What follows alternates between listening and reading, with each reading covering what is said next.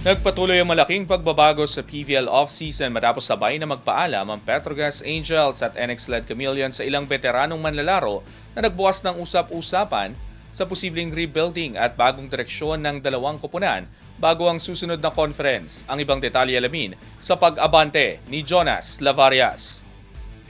Nagpatuloy ang malalaking galaw sa Premier Volleyball League off-season matapos ang Petrogas Angels at NX-led Chameleons na sabay na nagpaalam sa ilang veteranong manlalaro nitong Martes, isang hakbang na naglatag ng malinaw na senyales ng malawakang pagbabago sa dalawang kampo.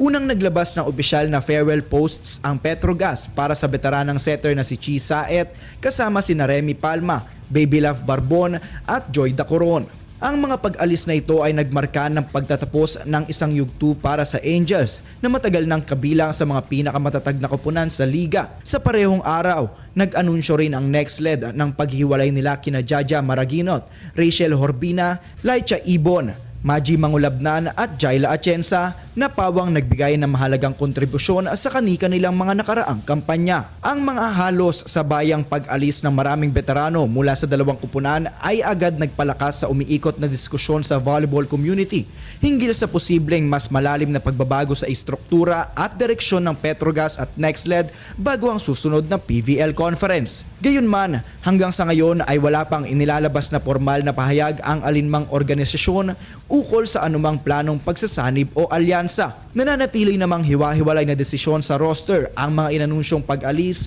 habang patuloy ang paghahanda ng bawat koponan para sa panibagong season. Sa kasalukuyan, malinaw lamang ang isang bagay.